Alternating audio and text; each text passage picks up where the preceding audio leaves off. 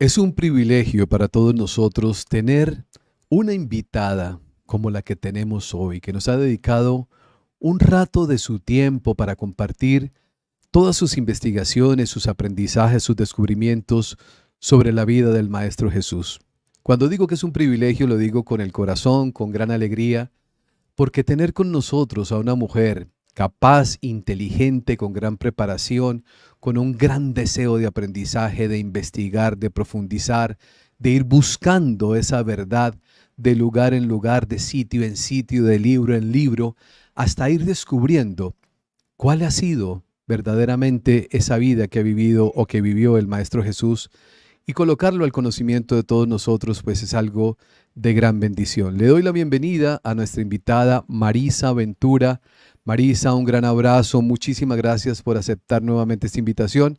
Como lo acabo de decir, me siento complacido, honrado y feliz de tenerla entre nosotros. Muchas gracias, querido Cristian. Bueno, para mí es una honra estar nuevamente aquí contigo y con toda tu hermosa comunidad. Así que muy agradecida por este espacio que vamos a compartir, bueno, para hablar nada más y nada menos de un maestro tan amado como es Jesús de Nazaret. Así que bueno, muy feliz y muy agradecida. Gracias, Marisa. Pues hablar de este tema me parece muy importante. Hemos tenido una cantidad de información que nos han formado unas creencias, creencias que han marcado la humanidad entera, que nos han llevado a momentos de sufrimiento, de mal entendimiento, donde hemos tenido que vivir producto precisamente de esas cargas que han sido muy fuertes a través de, siento yo, no voy a colocarle connotaciones positivas o negativas, sino que se dieron de esa manera, pero que indudablemente han marcado la vida de todos nosotros.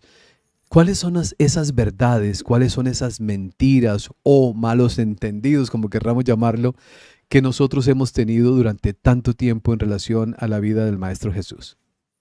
Bueno, como muy bien decís, mira, a lo largo de los siglos y a lo largo de la historia, la propia historia, en este caso de Jesús, se ha escrito, reescrito, reinterpretado muchas veces. Y como mencionabas, hemos crecido a lo largo de la historia, de nuestras vidas, de nuestras generaciones, con un montón de condicionantes o con creer a Jesús de una manera que cuando empezamos a explorar al Jesús histórico, entendemos que hay cosas que son diferentes a lo que hemos aprendido, ¿verdad? Y con lo que hemos convivido. Podríamos preguntarnos, por ejemplo, ¿Jesús nació en el siglo I? ¿Nació un 24 de diciembre? ¿Fue verdaderamente un hombre célibe? ¿Por qué crucifican a Jesús? ¿Lo crucifican por el mensaje de amor o lo crucifican porque fue un hombre incomprendido y fue tildado de revoltoso y de sedicioso político? Hay un montón de cuestiones para empezar a explorar la vida de cómo deberíamos llamarlo por su nombre en hebreo, Yeshua, Yeshua de Nazaret, que es lindo volver y empezar a entender. El pueblo del cual viene Jesús, de Nazaret, que en esa época no había apellidos. Entonces a las personas se las conocía por el nombre del pueblo en el cual vivían. Si bien Jesús nace en Belén, lo conocemos como Jesús de Nazaret. Con lo cual podemos empezar a explorar y armar como una línea en el tiempo para que sea si lo consideras, un discurso Me ordenado. parece perfecto. Porque hay tanto para hablar de este rabí que tuvo esta aura profética, que vino a sanar almas, a sanar cuerpos, a exorcizar. Un hombre fabuloso que vino a esta tierra para tratar de instaurar su proyecto del reino de Dios. Entonces la invitación que me gustaría hacer es a ponernos los cristales del siglo I, a caminar con las sandalias que caminó Jesús en la Judea de su tiempo, para poder comprender qué pasó. Yo siempre digo, a mí me hubiera encantado estar ahí, me gustaría poder volver el tiempo atrás y poder tener todas estas como verdades, que nunca vamos a llegar a la verdad, y hay que decirlo. Todas son aproximaciones, ¿sí? A partir de la investigación histórica y de todo lo que tenemos para armar este mosaico y empezar a reconstruir eventualmente o a reeducarnos o a comprender mejor la vida de Jesús. Marisa, Entonces, antes de sí, iniciar ese recorrido, yo le sí. hago esta pregunta que yo creería que cualquier persona que nos está viendo ahora la haría, y es cómo ha llegado a esos descubrimientos, porque usted ha sido viajera, o sea, ha sido investigadora de presencia. ¿Cómo ha sido ese proceso? ¿Cuántos años le ha tomado? ¿Cuánto tiempo en su vida, si uno pudiera cuantificarlo de horas de Mm. estudio, de investigación para llegar a entenderlo, le ha dedicado a este tema que es tan valioso y tan importante? Mira, creo que toda la vida. Por lo menos yo empecé a leer mucho historia cuando tenía 11 años. Y, pero leía historia, historia, porque sentía una pasión, sobre todo por la Edad Media, y siempre por la religión. Siempre estuve muy cercana a mi religión. Yo estudié en una escuela de mujeres solas, de monjas francesas. Siempre tuve una conexión muy fuerte con Jesús, aunque la conexión más profunda de investigación se me despertó un poco más grande, podría decir tal vez a los 20 años. Y empiezo a viajar, empiezo a estudiar y la investigación creo que es parte de mi vida. Mínimamente hace más de 25 años que me dedico a la investigación. Inicialmente mi foco fueron las mujeres maltratadas por la historia. Siempre me gusta indagar por allí. María Magdalena a la cabeza, esta mujer que acompaña justamente a Jesús en todo su ministerio, y le dedico muchas horas al día, hace muchos años. Antes, bueno, por mi trabajo en la vida corporativa, leía muchísimo de noche. Cuando volvía a mi casa de noche, horas, me dormía a cualquier hora. Pero es que es como digo yo, ese fuego sagrado, esa pasión, el querer saber más. Y después yo leo todo, leo lo que me hace sentido, lo que me enoja, lo que me desafía. Leo a veces autores que digo, pero es necesario que se expresen estos términos o que estas ideas que me parecen descabelladas. También luchar contra eso y romper mis propios paradigmas, mis propias Claro. creencias. Y viajar, bueno, con mis padres desde muy pequeña he empezado a viajar, y luego después ya de grande, sí, he estado en los lugares, sobre todo donde vivió María Magdalena, pero bueno, en Francia, en Israel muchísimas veces, y ahí es todo un mundo donde ir a descubrir, ¿no?, los pasos de Jesús, los pasos de María Magdalena, las pistas que han dejado en esta tierra santa. Y bueno, no digo que fue y es y seguirá siendo como una obsesión, pero sí la misión de mi vida, ¿no? Y mucho estudio, mucha lectura, bueno, leer, es como muchas horas y infinito. Sí. Marisa, vamos a iniciar con ese recorrido histórico, cronológico, de cómo se veía, como usted lo bien lo dijo, en los tiempos de inicio de la vida del Maestro Jesús. Bueno, muy bien. Vamos a comenzar entonces preguntándonos, a ver, ¿nació Jesús en el siglo I? ¿Qué es lo que todos conocemos? Que el nacimiento de Jesús va a dividir la historia de la humanidad entre un antes y un después de Cristo. Miremos qué importante fue este hombre que tuvo este impacto tan notable, ¿no?, en toda la humanidad. Y la realidad es que Jesús en verdad no nace en el siglo I. Y esto se lo debemos a un error de cálculo, a una persona influyente de la iglesia, de esa iglesia primitiva, allí en el siglo V, que fue Dionisio el Exiguo, que cuando empieza a contar hacia atrás para establecer la fecha de nacimiento de Jesús, establece el siglo I, pero básicamente por un error de cálculo. Entonces, ¿cuáles son las pistas que tenemos para saber cuándo habría nacido Jesús? Se cree que Jesús nació en el 6 antes del mismo, es decir, en el 6 antes de Cristo. Y una pista nos la da Herodes, porque Herodes es quien manda a matar a los inocentes menores de 2 años, y sabemos que Herodes muere en el 4 antes de Cristo.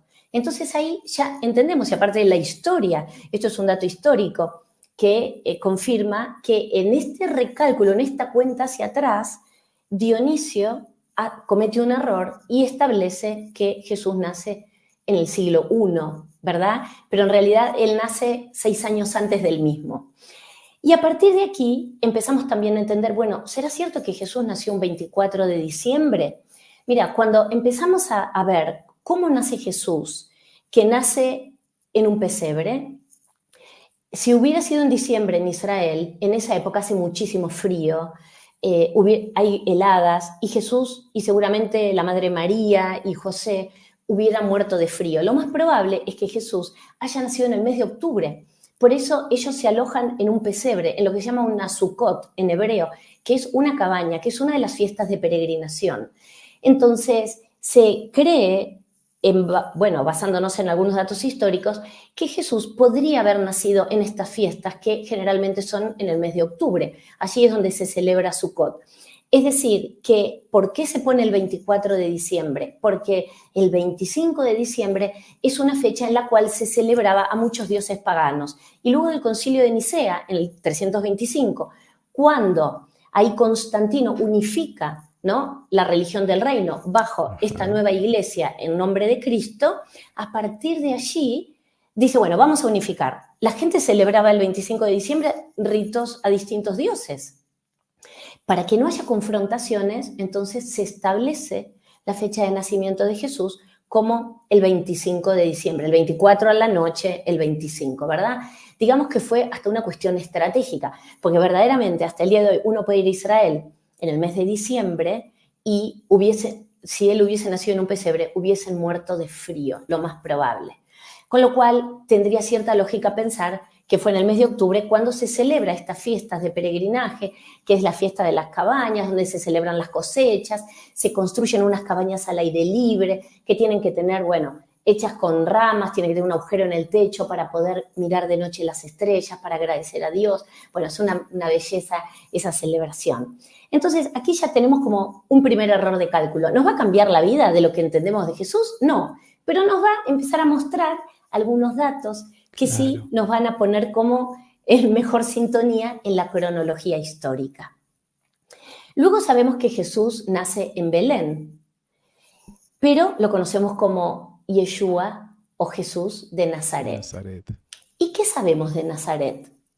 Bueno, lo que se sabe de Nazaret históricamente, y aquí una de las fuentes es también Flavio Josefo, este historiador del siglo I tan reconocido, es que era un pueblo muy pequeño, era un pueblo pobre, que se dice que ni siquiera tenían un pequeño lugar para orar a Dios, que vivían no más de 200 personas, que verdaderamente era un pueblo donde cuando vamos al texto bíblico vamos a ver un pasaje en el Evangelio de Juan donde Natanael dice, ¿acaso puede salir algo bueno de Nazaret?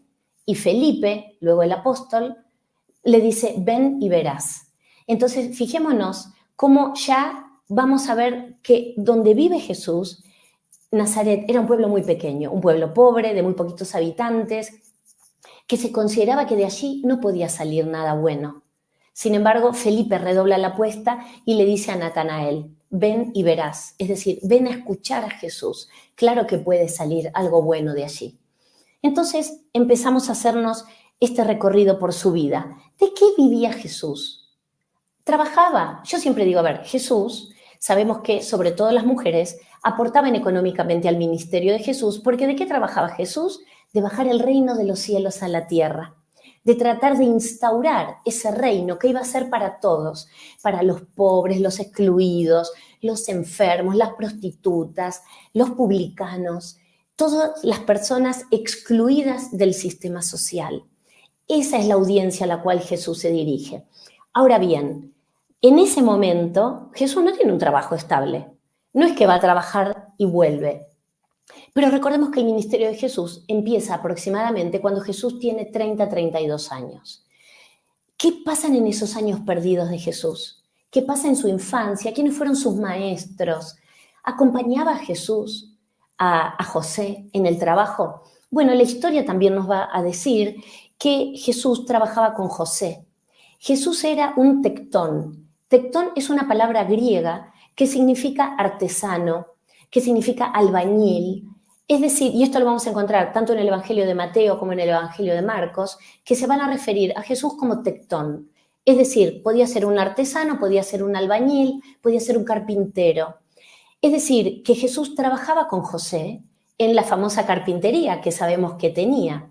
Y hay alguna referencia a esto también en el Evangelio de la infancia, en el Evangelio árabe de la infancia de Jesús, donde cuentan que el rey de Jerusalén le encarga a José un lecho muy suntuoso y que José trabaja durante más de 2 años para construirlo y que cuando está a punto de terminar su obra bastante fastuosa y compleja, se da cuenta que las proporciones estaban incorrectas. Entonces el rey se enoja tremendamente con José hasta que aparece Jesús en escena y le dice al padre, sostén de un lado que yo voy a sostener del otro, y ese trono que había mandado, ese lecho que había mandado a construir, se acomoda. Digamos que podría ser parte de estos milagros, de estas obras, de estos hechos maravillosos que Jesús llevaba adelante. Entonces, Jesús trabajaba junto a su padre y también se sabe que en esa época Seforis, que era una ciudad que se estaba construyendo para la gloria de Herodes, era un lugar donde se requerían muchos artesanos, muchos albañiles, muchos arquitectos. Seforis era un pueblo que se estaba construyendo muy grande, que quedaba a 6 kilómetros de Jerusalén, con lo cual podría ser que Jesús trabajara allí con José, que pasara un tiempo trabajando como artesano y que allí, mientras estudiaba, también trabajaba. Porque recordemos esto, mira, Jesús viene de un pueblo pobre, que era Nazaret, trabaja con su padre, que era un carpintero, que era una actividad que estaba bien remunerada, porque ser un carpintero, o un ebanista era algo bien considerado, pero no por eso dejaban de tener, o sea, un estatus social bastante limitado. Jesús era un maestro de la ley que conocía muy bien la Torá, y como lo sabemos, porque los fariseos permanentemente lo desafían, le hacen preguntas con respecto a la ley. ¿Y con quién estudió Jesús? ¿Con quién se formó? ¿Quiénes fueron sus maestros? Acá encontramos una referencia en el Evangelio arameo de la infancia de Jesús, donde nos va a contar que Jesús fue expulsado de 2 escuelas, porque era muy inquieto, porque hablaba mucho, porque cuando los profesores traían un tema, él sabía por demás, y se generaba toda una situación bastante complicada. Y esto lo cuenta en este evangelio, ¿no? Es un poco gracioso cómo Jesús se mueve ahí. Sin embargo, en este evangelio de la infancia de Jesús, se va a contar que quien enseña a Jesús las letras, el alfabeto, las enseña a ordenar, va a ser Gamaliel. Recordemos que Gamaliel fue el nieto de Hillel, una de las grandes luminarias del pueblo de Israel. Y Gamaliel habla con José en cuanto a la sabiduría que tenía Jesús, que era notable. Dice, su hijo no necesita que nadie le enseñe porque dentro de sí mismo tiene todo su conocimiento. Entonces, verdaderamente, Jesús era un hombre formado, claro, un hombre iluminado, sin lugar a dudas, ¿no? Que trajo ya en su vida, creo yo, unos dones diferentes que lo hacían distinto. Entonces, hasta aquí estamos haciendo este recorrido de este Jesús histórico, porque muchas veces nos preguntamos, bueno, ¿qué pasó en estos años perdidos? Desde los 12 años de Jesús, casi que hasta los 30 no sabemos nada. Sabemos que a los 12 se pierde discutiendo con los sumos sacerdotes y los maestros de la ley en el templo.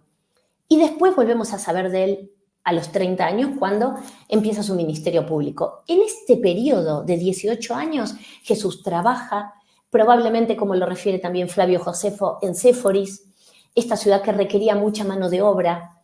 Él estudia nada más y nada menos que con Gamaliel, que viene de esta familia, el nieto de Hillel, eran grandes luminarias del pueblo de Israel, con un conocimiento profundo de la ley, de la Torá, ¿no? Y una espiritualidad muy grande. Entonces, fíjate cómo también Saulo de Tarso San Pablo se va a formar con Hillel y con Gamaliel, es decir, palabras mayores como maestros. Ahora bien, ¿a quién sigue Jesús para luego empezar a formar su propia personalidad? ¿A quién toma un poco como referente? A San Juan Bautista. Sabemos que San Juan Bautista era el primo hermano de Jesús. Sin embargo, a mí esto me gusta mucho de San Juan Bautista cuando dice, no me sigan a mí, sigan al que viene después de mí, aquel del cual yo no soy digno de atarle el cordón de su sandalia. Y se refiere al propio Jesús. Entonces Jesús ve en San Juan Bautista un modelo para empezar a formar su propio ministerio. De hecho, sabemos que luego Jesús, se dice que había como tensión o riña entre los bandos, los seguidores de Jesús y los seguidores de San Juan Bautista, que muchos seguidores de San Juan Bautista, como Pedro y Andrés, lo dejan y empiezan a seguir a Jesús. Entonces, como que había cierta tensión, podemos decir, porque Jesús empieza a competir, si se quiere, de alguna manera, con su propio primo, aunque entre ellos dos el vínculo era de amor y era muy fraternal. Entonces, San Juan Bautista va a ser como un modelo para Jesús, aunque Jesús luego va a superar a este propio maestro que va a ser Juan Bautista, ¿verdad? Porque él va a tener un gran conocimiento y va a tener dones muy especiales que van a tener que ver con la sanación, que van a tener que ver con el don de la palabra, que va a tener que ver con la imposición de manos, que va a tener que ver con las curaciones, con sus hechos y con sus milagros. Entonces, Jesús viene a traer y a revelarnos un reino para que todos podamos vivir mejor. A mí me gusta en lo personal decir que Jesús vino a encender corazones. Por eso siento que fue un incomprendido, porque el reino que Jesús nos traía y nos trae y al cual nos invita a ser parte, no es un reino de esta tierra, es el reino de Dios. Hay que bajar el cielo, ese paraíso a la tierra. ¿Es fácil? Y no es fácil, porque además tiene un montón de características muy desafiantes para la vida terrenal, poner en práctica este mensaje hermoso. Pero hasta aquí sabemos que Jesús fue a la escuela, de la escuela lo expulsaban porque sabía más. De hecho, hay un hecho donde cuenta que un compañero de la escuela lo golpea a Jesús y Jesús se da vuelta y viene el padre de este chico cuando ve esa situación y le pega a Jesús y el hombre cae muerto. Entonces le suplican a Jesús que por favor lo resucite.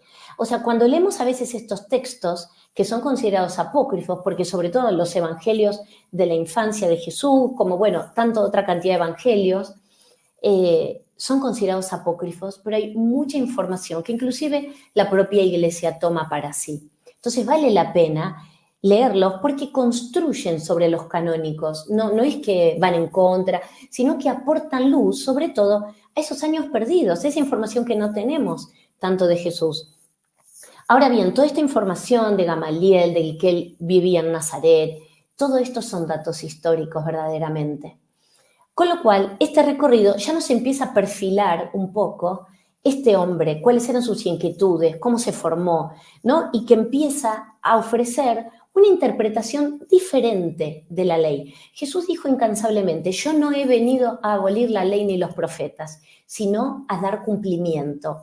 Es decir, Jesús nunca pretendió irse de su judaísmo, jamás. Probablemente lo que creemos que Jesús hizo fue traer una interpretación nueva de la Torá, con su propia mirada, con sus propias ideas. Por eso Jesús repetía, les han dicho, pero yo les digo.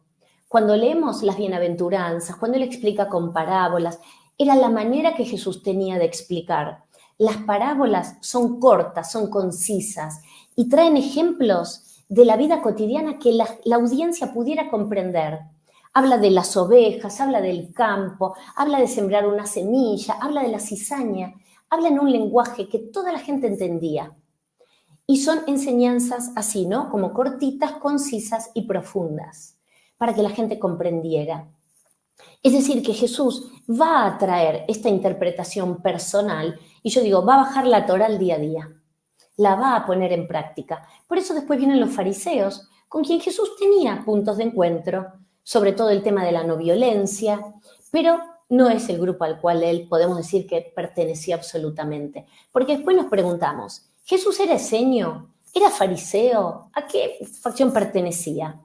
Yo creo que no pertenecía a ninguna y tomaba un poquito de todos, en definitiva.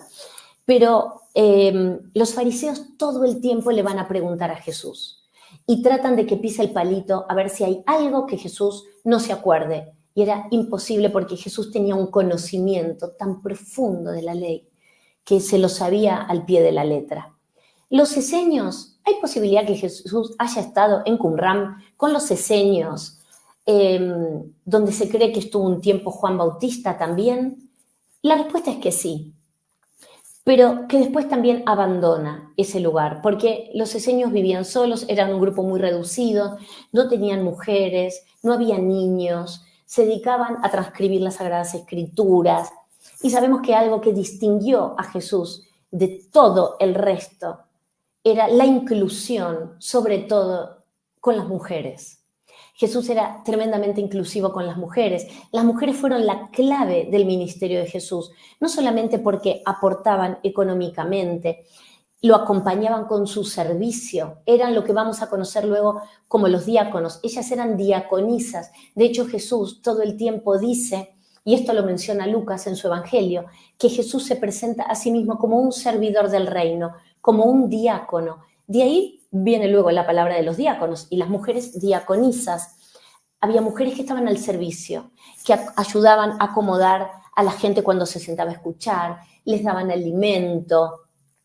Es decir, que las mujeres fueron la clave, las mujeres fueron las primeras en enterarse de la resurrección, las primeras en encontrar la tumba vacía, las que se quedaron al pie de la cruz y no se escaparon. Es decir, que por más que nos hayan contado la historia de una manera distinta, las mujeres tuvieron un rol muy protagónico. Inclusive me atrevo a decir que en estos momentos álgidos de la vida de Jesús tuvieron una presencia ejemplar, mucho más que los hombres que corrieron a esconderse porque tenían miedo, porque, a ver, tenemos la negación de Pedro, la traición de Judas, que ese es otro tema que podemos hablar algún día. Sí, ese tema es Judas no bien es traidor, interesante. ya Bien lo creo. interesante, claro, desmitificar esa idea que hemos tenido toda la vida, Marisa, pero ya lo hablaremos en otra oportunidad. Claro que sí. Con lo cual, bueno, hay tanto por explorar, ¿no? Porque Jesús mismo decía que el reino de Dios era un reino que estaba dentro nuestro, que tenía que habitar en nuestros corazones, que allí era donde teníamos que hacer el trabajo. Y Jesús se dirige ¿a quién? Cuando el Padre Nuestro, y Jesús en el Padre Nuestro dice, perdona nuestras deudas. ¿Se acuerdan que inicialmente yo toda mi vida dije, perdona nuestras deudas, así como también nosotros perdonamos a nuestros deudores? Después se cambió el deudas por ofensas, pero Ofensas. cuando Jesús habla perdona nuestras deudas, habla en términos económicos. Hay cierto dato histórico que dice que probablemente la familia de Jesús había perdido tierras por la opresión de los impuestos y del Imperio Romano. Y se sabe que cada 7 años había un año sabático en el cual todas las deudas volvían a cero. Si yo te debía a ti, si tú me debías a mí, todo volvía a foja cero. Entonces, cuando Jesús en el propio Padre Nuestro dice, perdona nuestras deudas, así como nosotros perdonamos a nuestros Nuestros deudores, deudores. habla en términos económicos. Después se cambió porque, claro, con el correr de los tiempos, ya nadie perdona la deuda, la vuelvo a cero, yo te perdono a vos, me perdonas a mí. Entonces todo se tuvo que ir acomodando. Pero Jesús sabía que la opresión que ejercía el Imperio Romano con respecto a los impuestos era altísima. ¿Y cuál era una de las preocupaciones más grandes de Jesús? Y que por ahí tanto no se hace referencia a esto. Era el hecho de dar de comer, el hecho de que la gente pudiera comer, la falta de comida, porque la gente no tenía dinero por los impuestos que tenían que pagar, hacía que esa gente tuviera carencias, carencias de salud, enfermedades, muertes muy prematuras. Jesús, una de las cosas que a él le preocupaban era el hecho de comer. Por eso él va a crear con este concepto del reino de Dios lo que se llama una comensalía abierta. ¿Y qué es esta comensalía abierta? Es una mesa comunitaria donde todos nos vamos a sentar a esa mesa, nos sentamos a la mesa del Señor, ¿no? Como dice la bienaventuranza, felices los invitados a la mesa del Señor. Entonces, Jesús quiere esta comensalía abierta, donde todos compartimos lo que tenemos, no la limosna. No, yo tengo esto poquito, lo traigo y lo comparto. Y esa comensalía abierta es parte del proyecto, donde todos como hermanos y hermanas nos sentamos a la mesa a compartir, a comer juntos. El proyecto de Jesús, la revolución de Jesús es absolutamente tan revolucionario, que Jesús quiere romper con ese modelo del pater familia. Para Jesús todos somos iguales, hombres, mujeres, hermanos, niños, eunucos, desprotegidos, enfermos, paralíticos. Jesús, personas que eran indefensas, ¿y qué hace? ¿Qué busca Jesús? Devolverles la dignidad. devolverles la filiación al Padre que está en los cielos. Jesús lo que busca verdaderamente es que tengan un proyecto y que se sientan parte de algo, porque toda esta gente eran personas excluidas del sistema, porque no podían acceder, no podían pagar impuestos, tal vez no tenían trabajo, los leprosos tenían que vivir exiliados. Entonces, cuando empezamos a entender quién fue este ser humano fabuloso que vino a traernos este mensaje de amor, pero no solamente un mensaje con palabras, hubo 3 instrumentos claves que Jesús tuvo que articular, que son muy importantes a lo largo de su ministerio, que son sus hechos, que son sus palabras y que son las disputas que él tenía. Tenía disputas con los sumos sacerdotes, tenía disputas con los impuestos y con Roma, cuando va y expulsa a los comerciantes del templo. Sus hechos, sus actos, su sanación, dar de comer, curar, sanar, exorcizar, porque Jesús exorcizaba. Jesús sanaba con el poder de su palabra. Yo creo que la voz de Jesús, como él impostaba su voz, la cadencia del tono en la cual él hablaba, sumado a la sanación a través de la imposición de manos, esa transferencia de energía que hacía a las personas, que esa imposición de manos le otorgaba autoridad, ¿verdad? En lo que estaba haciendo. Las personas recuperaban la confianza y la fuerza interior porque creían que Jesús los iba a sanar y automáticamente ellos ayudaban a autosanarse. Entonces, él hace obras maravillosas. Y uno de los temas que mira hablando, ¿no? ¿Cuáles son esas cosas que hemos crecido creyendo que fueron y no fueron? Fueron los milagros de Jesús. Los milagros de Jesús tienen una historia de la palabra milagro mal traducida. En el texto bíblico, la palabra milagro como un hecho sobrenatural no existe, sino que va a hablar de fuerza, signos, trabajos y obras. Cuando San Jerónimo traduce estos hechos maravillosos que dejaban perplejos a todo el mundo, de las cosas que Jesús lograba a partir de no poner su voz, su cuerpo, su imposición de manos, ofrecer la bendición, bautizar, consolar. San Jerónimo traduce la palabra obras maravillosas con el término griego miraculous. Y ese término griego miraculous, con el concepto de maravilloso, se lo traduce al latino como milagroso y milagro. Y a partir de allí, una cantidad de confusión de creer que los milagros de Jesús fueron hechos sobrenaturales. Y en realidad no había tal hecho sobrenatural. Probablemente algunas cosas hoy podemos entender que aunque no fueron sobrenaturales, fueron milagrosas. ¿Por qué? Por el momento en el cual ocurren, en el momento y cómo las circunstancias se dieron. Yo creo que estas obras maravillosas que Jesús hacía, que sorprendían, y por todo lo que venimos hablando, ¿no? De cómo le devuelven a las personas no solo la dignidad, sino que algo fundamental que es la fe en sí mismos, en que se podían sanar, la fe en Jesús y la fe de Jesús, que son dos cosas diferentes. La gente creía y tenía fe en este hombre que tenía la capacidad de sanarlos, de devolverles el propósito y la dignidad, pero también la fe de Jesús que era en el Padre. Por eso tan importante que Jesús devuelve, ¿no? Esa filiación al Padre, esa filiación perdida, a ese Dios que está en los cielos, ese Dios que es Padre y Madre. Por eso este Jesús, para mí, es un ser humano sin igual, que no encontramos otro, ¿no? 2000 años después no volvimos a tener, bueno, no lo sé, no quiero decir esto, ¿no? Puedo tener una mirada muy sesgada y me disculpo en esto, pero digo, es que cuando empezamos a explorar y a entender cómo Jesús trae este proyecto para que la gente sea parte, bueno, verdaderamente ahí vemos que por algo la humanidad se ha dividido en un antes y después de esta persona, ¿verdad?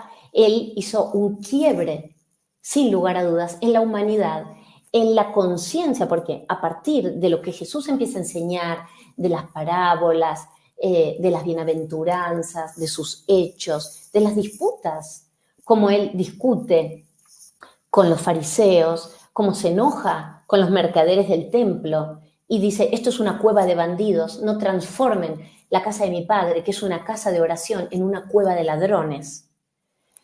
Con lo cual, bueno, nos podemos ir haciendo la imagen que fue un hombre, si bien, como digo, ¿no?, con esta aura profética, este hombre que despertaba los corazones, que devolvía la fe, fue un hombre, sin lugar a dudas, de una voz dulce, amorosa, pero también firme, de También tiene convicción, su carácter, claro. sin duda, Claro. inquebrantable. Entonces, es verdaderamente, no sé, una, ¿cómo decir?, llena el alma, sea uno católico, cristiano, judío, budista, lo que sea. Estudiar la vida de Jesús, es imposible que no despierte estos corazones y esta admiración, ¿no?, por una obra, por un reino, que el reino de Dios, como Jesús quiso instaurar, tiene dos dimensiones. La dimensión presente en la cual Jesús vivió, porque en algún punto sabemos que el mensaje de Jesús era escatológico, es decir, hablaba del fin de los tiempos. Ya San Juan Bautista bautizaba y le exhortaba a la gente a que se arrepintiera, a que pidiera perdón por sus pecados, porque el tiempo final ya se acercaba. El tiempo del juicio final era inminente. Y en la escatología de Jesús volvemos a encontrar que probablemente Jesús también creía que la instauración del reino era casi inmediata. Pero vemos que este reino tuvo una instancia, una dimensión en el pasado, en el propio momento de Jesús, pero también tenía una dimensión futura, de la cual el propio Jesús hablaba, y que todavía verdaderamente este proyecto del reino de Dios, esta revolución de Jesús, está en construcción. Pero la construcción no está afuera, la construcción está adentro nuestro. Y cuando todos entendamos que empieza por dentro, que la transformación ocurre en lo secreto o en lo oculto, ocurre dentro de nuestra Sí, alma, ¿no? Cuando hagamos, como dice Tomás en su Evangelio, cuando hagamos lo de adentro como lo de afuera, lo de arriba como lo de abajo, cuando lo masculino no sea masculino, ni lo femenino sea femenino, entonces ahí entraremos en el reino de Dios. claro, Marisa. Eso es precisamente lo que poco a poco se ha venido comprendiendo, que la humanidad está esperando que venga el Salvador, ¿no? Que venga a salvarnos cuando resulta que es todo lo contrario. Exacto, no Nosotros lo somos. esperemos. Claro. Marisa, cuando hablamos de este tema, de estas verdades del Maestro Jesús, se nos está haciendo un recorrido fantástico, escuchándolo aquí con atención, todo ese recorrido histórico para ir entendiendo tantas cosas. Se han dicho en relación al Maestro que tuvo hijos, que no tuvo hijos, que se casó, que no se casó. ¿Qué sabemos o qué sabe Marisa Ventura en todas sus investigaciones en relación a estos temas, que tuvo hermanos, que bueno, lo que podamos Mm. conocer, que usted haya podido indagar? Bueno, con respecto al celibato, en los tiempos bíblicos la sexualidad era algo natural y mucho más, y no era condenada, y mucho más para el pueblo de Israel. ¿Por qué? Porque sabemos que hay un mandato en este pueblo y que siempre queda en la responsabilidad del hombre, que es la procreación. Y digamos que hay como una máxima, como un mandato, que es el crecer y multiplicarse como las estrellas del cielo y las arenas del mar. Siempre el pueblo de Israel pensó en tener una comunidad grande y numerosa, una comunidad fuerte, porque ¿qué esperaba y qué espera el pueblo de Israel? El Mesías. Y el Mesías requiere una comunidad numerosa y fuerte, porque de cualquier familia podía nacer ese Mesías. No es que podía venir de una familia o de una tribu en específico, en alguna de las 12 tribus de Israel. No, no. El Mesías podía venir de cualquier familia. Con lo cual, nunca en el pueblo de Israel existió el celibato. De hecho, el celibato estaba condenado socialmente. ¿Por qué? Porque si un hombre mayor de 15 años no se casaba y no tenía descendencia, era considerado, según la ley mosaica, un fracaso. Era considerado medio hombre. Es decir, que siempre en el pueblo de Israel no existió el celibato. El celibato se podía confundir con la homosexualidad, y la homosexualidad era una práctica que estaba prohibida, igual que la necrofilia, la zoofilia. Es decir, muchas veces estaba inclusive penado con la muerte. Entonces, aunque hubiese existido la homosexualidad, se iba a disimular y esos hombres se iban a casar. Dentro del pueblo de Israel y hasta el día de hoy tenemos la evidencia, los rabinos se casaron históricamente y no hay ninguna duda que Jesús fue un rabino. De hecho, cuando María Magdalena está en la tumba vacía y primeramente no reconoce a Jesús en esta aparición, en ese cuerpo de luz, ella le dice rabuní, le dice rabí, le dice maestro. Es decir, que no hay duda que Jesús fue un rabino. Si Jesús no hubiera estado casado, no podría haber entrado al templo a predicar y a leer la Torá. Y mira, desde luego que la ley mosaica va a hablar todo el tiempo de la procreación, de traer hijos, del matrimonio, que era un mandato. Y tenemos que tener en cuenta un dato muy relevante. El abuelo de Jesús, Joaquín, es decir, el papá de la Madre María, fue expulsado del templo por considerarlo que era una vergüenza porque no tenía descendencia con Ana. A Joaquín lo expulsan del templo por no tener descendencia con Ana. Recordemos que después sabemos que Ana concibe a los 90 años. Entonces siempre a mí esto me lleva a la reflexión a decir, bueno, lo que habrá sido la familia de Jesús, que el abuelo de Jesús concibe con Ana cuando Ana recién tuvo 90 años y el abuelo tuvo que soportar la vergüenza de que sus propios compañeros de templo lo expulsen y no le permitan la entrada al templo. Entonces tenemos un ejemplo muy cercano de un caso donde el no tener descendencia estaba tremendamente mal visto y era el abuelo de Jesús. Con lo cual, que en la cabeza de Jesús haya existido la posibilidad de ser célibe, cuando en el pueblo bíblico, en el Antiguo Testamento, las mujeres lloraban pidiéndole a Dios no ser estériles. Y de hecho en la ley mosaica dice que si un hombre está casado con una mujer durante 10 años y en esos 10 años no concibe al menos un hijo, el hombre debe dejar a esa mujer, tomar otra mujer como esposa para intentar procrear. Entonces imagínate si con estas leyes, Jesús siendo un maestro de la ley, que la conocía al dedillo, de repente va a traer un modelo de célibe. ¿En qué cabeza? No cabe en ninguna, y menos en la cabeza. Esto ya sí es una opinión, desde luego, personal, pero por otro lado no tenemos ninguna constancia en ningún evangelio de que Jesús haya sido célibe. En ningún lado se dice que Jesús no tenía mujer y no tenía hijos. Y de hecho, puedo hacer referencia al evangelio de Felipe, el cual Felipe dice 3 caminaban siempre con el maestro, su madre, la hermana de su madre, la hermana de su madre, es decir, que la Madre María tuvo una hermana, lo dejo ahí en puntitos suspensivos, y María Magdalena, su esposa. Y dice, María Magdalena era para el maestro como una hermana, una madre, la esposa. El maestro besaba a María Magdalena frecuentemente en la boca. Es decir, desde cierta perspectiva, Felipe nos confirma que María Magdalena era la esposa del maestro.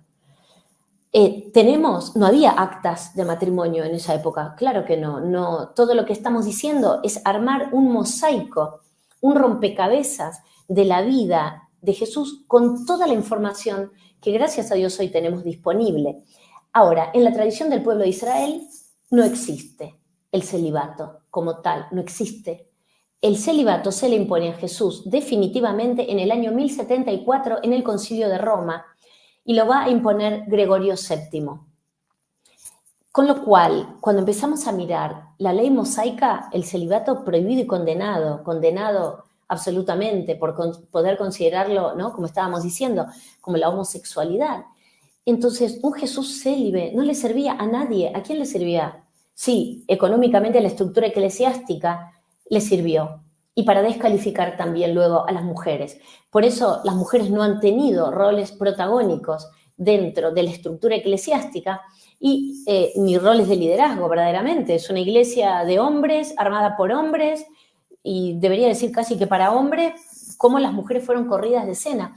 Como una María Magdalena, que junto a la Madre María estuvieron siempre acompañando a Jesús, no tuvieron miedo, no se escondieron, no lo abandonaron.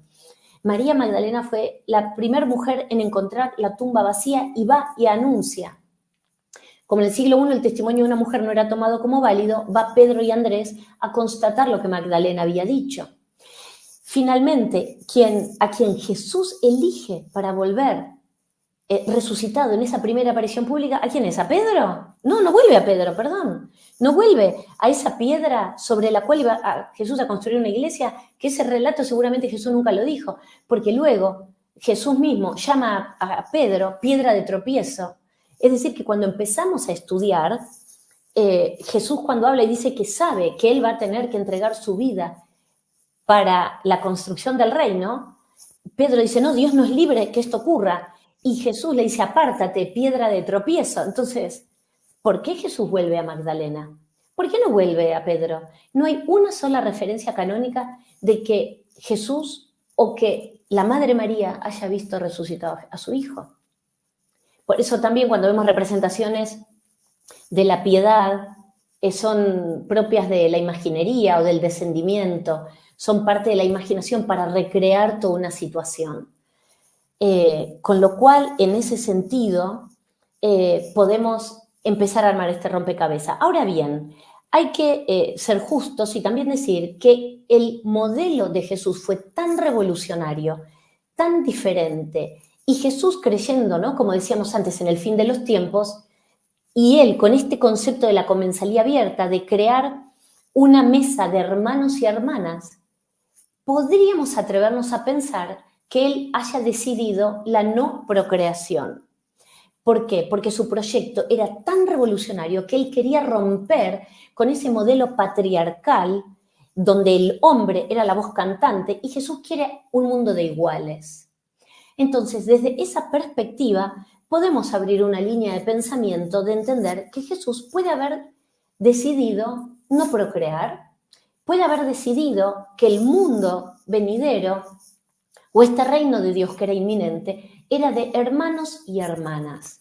Claro, ¿cómo hubiera sido la continuación de la humanidad si todo el mundo se hubiese sumado a este grupo de hermanos y hermanas? Porque si nadie más hubiese procreado, hubiera sido muy difícil. Pero sí, debo decir, así como por un lado, dentro de la ley de Israel que Jesús conocía al pie de la letra y él mismo lo dijo incansablemente y lo repito, no he venido a abolir la ley ni los profetas, sino a dar cumplimiento. Esto es palabra de Jesús. Y si bien es muy difícil que él rompiera con esto y decidiera ser célibe, verdaderamente podríamos atrevernos a pensar que su proyecto era tan revolucionario, tan diferente, que él hubiera dicho, bueno, aquí somos todos iguales, todos pares, por eso él sienta a la mesa a las mujeres, sienta a las prostitutas, sienta a los eunucos, sienta a los pobres, a los marginados. Todos los excluidos. Todos los excluidos. Mira, hay un escritor Crozan, Dominique Crozan, que dice, era el reino, o sea, la audiencia de Jesús, dice, era un grupo de fastidiosos y don nadies. Los define, pero como para que entendamos, ¿no? Que eran, claro, porque hay gente que tenía problemas, que estaban enfermos, que no trabajaban, que fastidiaban al Imperio Romano. Entonces también podemos pensar que Jesús niega la creación, pero de ahí al celibato igual hay un paso gigantesco. Entonces, hay una tradición que sostiene que sí, Jesús tuvo su compañera de vida en María Magdalena y que probablemente haya tenido descendencia y haya tenido hijos, y de esto, si bien es una tradición oral, bueno, hay mucha cantidad de información también, pero también podemos creer que se puede, si uno lo mira desde lo racional, desde lo intelectual y desde los datos históricos, y vemos la ley mosaica y entendemos que Jesús vino a poner en práctica esa ley y un montón de antecedentes, podría ser difícil creer que Jesús haya decidido romper. Pero también está la otra opción, que él, trayendo un mensaje tan diferente y tan revolucionario, haya decidido como no tener hijos, porque además él creía que el fin de los tiempos y que la instauración del reino era inminente. Marisa, hay un programa que sueño que hagamos juntos, Sí. porque cada vez que la escucho, yo aquí por dentro doy gracias por tanto que usted nos entrega, por tanto conocimiento, por la investigación, porque la inmensa mayoría de la población se queda solamente con lo que leyó, con lo que le interpretaron para que le interpretara, pero jamás para llegar a profundizar y mirar si todo lo que nos han compartido es verdad o no es verdad, si es cierto o no es cierto. Lo único que termina siendo completamente real, Marisa, es cómo ha impactado la vida de todos nosotros todo eso que a través del tiempo ha venido cambiando. Y lo digo de forma concreta para tratar de decirle lo que quiero expresar. En el encuentro pasado, usted fue muy enfática al decir que en la transcripción que se hizo de las Sagradas Escrituras hay más de 320 errores. Correcto. Y cuando hay 320 errores, yo me imagino cómo sería la humanidad hoy si se hubiese traducido de forma correcta. Mi pregunta es, ¿cuántas cosas han cambiado producto de esos errores? Voy a colocar uno. Ujú. Uno que no fue error, porque eso fue, creo que fue, usted por favor corríjame que la experta es usted, yo expresamente tengo una vaga noción de esto, que fue la intención de Constantino con su madre Elena de retirar de las Sagradas Escrituras aquella parte donde hablaba de reencarnación, porque le quitaba poder a la iglesia y unificaba a través de la iglesia todas las creencias y ellos tomaban el control de eso, ¿De por de qué? gran parte de la historia nuestra. Claro, y el tema de la reencarnación es increíble, ¿no? Porque el pueblo de Israel sí cree en él, Jesús como buen judío, a veces nos olvidamos que Jesús fue judío, Jesús no se enteró nada de todo esto, Jesús no supo que fue cristiano, Jesús no supo que se veneró la cruz, Jesús no se enteró que se iba a construir el rosario, que se puede rezar, nada, ni él, ni la Madre María, ni María Magdalena, ni los apóstoles, todos los primeros seguidores de Jesús y él, desde luego, fueron judíos. Y el tema de la reencarnación, ¿qué pensaba Constantino? Que si la gente sabía que iban a tener otra vida, en esta no iban a hacer caso, no iban a trabajar, no iban a pagar los impuestos. De ese pensamiento tan básico sale el que la gente no crea que va a volver a otra vida. Porque dicen, a ver si creen que como van a volver a otra vida, en esta se pueden dedicar a descansar, a no trabajar. Total, voy a volver en la Sí. próxima. Y entonces y hay un tema muy álgido que con respecto a las traducciones, que es un debate eterno o no, no lo sé, pero que tiene que ver con y acá es un tema de sacralidad, por mucho tiempo no hablé de este tema hasta que no pude explorarlo más en profundidad, que es la profecía de Isaías, donde habla de el Mesías, y este Mesías que iba a nacer de una muchacha pura, y cómo se cambia en el griego y esa muchacha pura pasa a ser una muchacha virgen.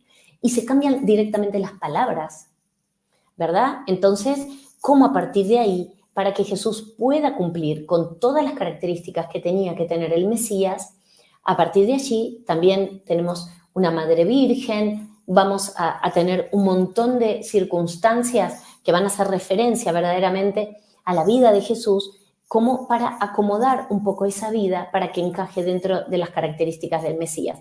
Pero bueno, sí, bueno, son temas álgidos algunos, ¿no? Ya estamos hablando de No, los pero milagros, la virginidad de claro. María y Pero sí, lo lindo de esto, Marisa, es escuchar a alguien que tiene el conocimiento, el sustento, la investigación, que tiene todo el trasfondo para poder llegar a manifestar que algo ha sido completamente diferente a todo lo que nosotros hemos vivido. Y yo hago énfasis en lo que decía Marisa, un día, ojalá sea pronto, me encantaría que Marisa Ventura nos dijera de esos 320 errores, estos 10, 15 o 20 o los que sean, 5 los que fueran, ¿cómo cambiaron la humanidad? O sea, ¿qué hubiese pasado si sí, esos muy bien. errores no se hubiesen dado? ¿Cómo miraríamos nosotros la muerte? Por colocar un ejemplo. ¿Sí? ¿Cómo Exacto. miraríamos nosotros? O sea, ¿será que habría sufrimiento cuando alguien muere o habría alegría? ¿Cómo poder interpretar eso? Porque ha habido, cuando la escucho, yo digo, bueno, cuánto dolor de yo no voy a echar la culpa a nadie, las cosas son como son y ya hay punto, Exacto. pero estamos en los tiempos de poder salir de esa ignorancia. La ignorancia es desconocimiento, para que nadie se sienta ofendido. Todos somos ignorantes en algo. Yo en muchas cosas soy ignorante, pero cuando voy estudiando, yo digo, wow. Sí, el caso de Judas, que ya lo hablaremos y haremos un programa sobre eso que me parece fantástico. Claro, es fantástico lo de Claro, Judas también. claro. Y sí, hay muchas, pero también, por ejemplo, el tema del pecado, el Ajá, sentirnos que somos pecadores, nacemos con el pecado. sí, Jesús en el Evangelio de María Magdalena dice, el pecado no existe. En nada de lo creado por Dios hay pecado. claro. Y lo primero que le dicen a uno cuando el niño nace, A ya nace bautizarlo. pecador. Pero fíjate algo, nos bautizan, sí, nos bautizan de bebés. Jesús nunca bautizó niños. San Juan Bautista no bautizó niños. ¿Por qué? Porque los niños no tienen conciencia de lo que están Sí, haciendo o o sea no que tienen la Arjona madurez. tenía razón. Claro. Entonces, sí, porque Jesús nunca bautizó niños. Ya ahí tenés una diferencia. Claro, Entonces, algunos son errores de traducción y otros han sido que se ha manipulado la información. ¿Cómo se sí, manipuló entre los errores y la manipulación? ¿Por qué? Porque si Jesús dijo incansablemente que no modificaran nada de lo que él había sido testigo y que no agregaran ninguna ley a las de la Torá, dice Jesús, no vaya a hacer cosas que sean esclavizados por ella. Qué poco caso le han hecho a Jesús, qué poco caso. Entonces se han puesto reglas más esclavizadoras que liberadoras sí. en su nombre y cosas de las cuales Jesús nunca habló. Jesús nunca habló de la mortificación de la carne, nunca habló del pecado. Jesús nos expidió acerca del celibato. Y es más, hay un pasaje en el Evangelio de Mateo donde los fariseos le preguntan, ¿cuáles son aquellos motivos por los cuales un hombre puede divorciarse de su esposa? Y Jesús dice, ¿que acaso no han leído las Escrituras? Dice, el hombre debe dejar a su padre y a su madre y unirse a su esposa. Y de dos carnes deben hacer una, dice Jesús, que el hombre no separe lo que Dios ha unido.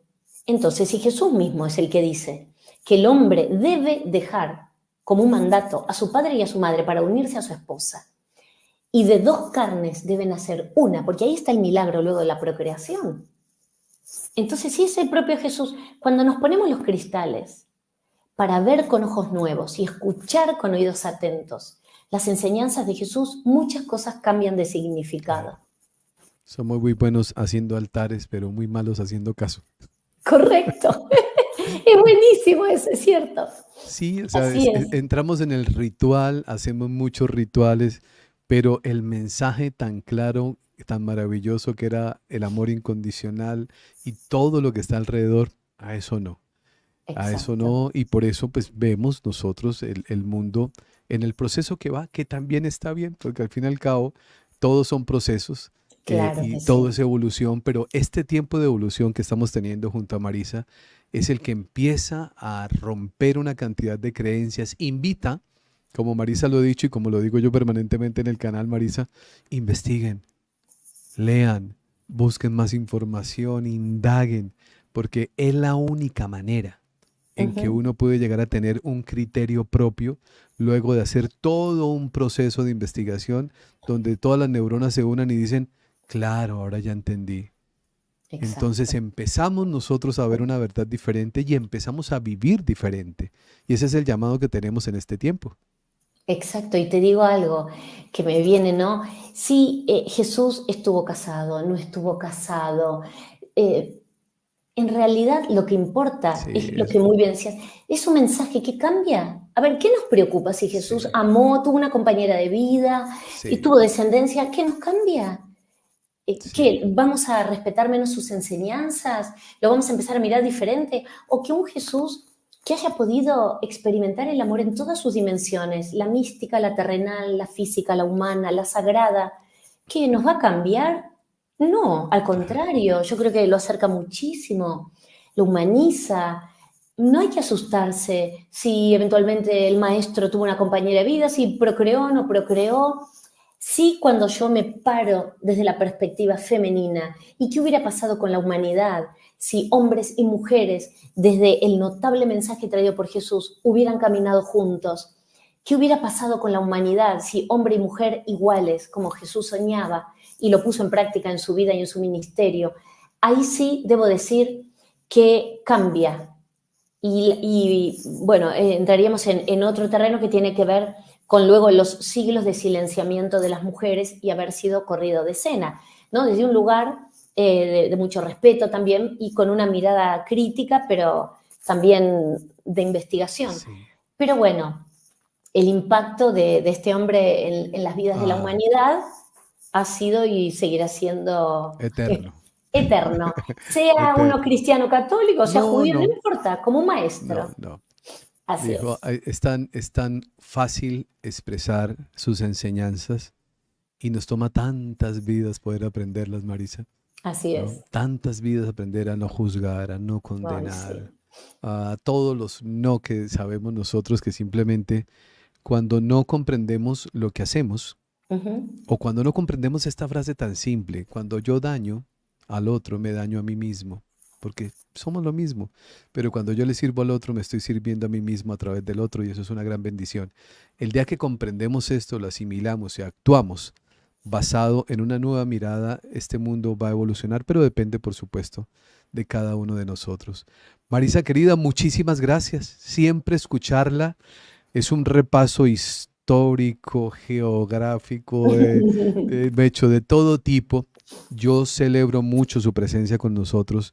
Yo aspiro a que siga aceptando las invitaciones de la comunidad, que son, bueno, casi 2.800 personas que estamos en vivo en este Wow. momento, interesados todos de seguir aprendiendo, de seguir recibiendo esa información, porque hay que cambiar esas estructuras. Cuando hablamos de esas 320 errores, wow, cuántas cosas de ahí podemos empezar a entender. Cuántas veces en las mismas escrituras se habla de algo que nosotros negamos todo el tiempo, ¿no? Exacto. Entonces aquí pues vamos a seguir aprendiendo y que la vida, Dios y el universo nos permitan volvernos a encontrar para seguirla escuchando, para seguir aprendiendo y por hoy agradecerle tan maravillosa intervención. Es un deleite escucharla, Ay, para el muchas alma y gracias. para la mente. Ay, Muchas gracias. gracias, Cristian. Por supuesto que acepto una y mil veces volver a estar aquí contigo, porque son temas apasionantes y con toda tu comunidad tan hermosa, tan respetuosa. Y bueno, nada, yo nada más que agradecer el hecho de que quieran escucharme, lo hago con mucho amor y con mucha responsabilidad, como hablábamos nosotros un poquito antes de empezar, Sí. una gran responsabilidad, además, poner en palabras la vida de estos seres tan iluminados. Así que gracias, querido Cristian, y un beso para todos los que nos acompañan y los que nos verán después. Muchas gracias. Gracias, Marisa. Un gran abrazo a toda la comunidad que quiera conectarse más con Marisa. marisaventura.com. Ustedes pueden encontrar ahí su página web y ahí van a encontrar sus redes sociales, parte de su trabajo, sus libros, sus investigaciones, porque esto para mí, es un gran regalo, poder uno salir de esos estados de ignorancia y empezar a vivir la vida con responsabilidad es lo mejor que nos puede pasar, asumir la vida con responsabilidad.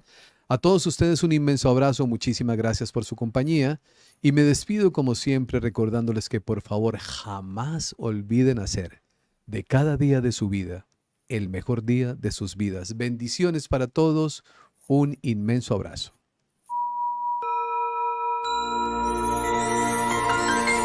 Hoy es el mejor día de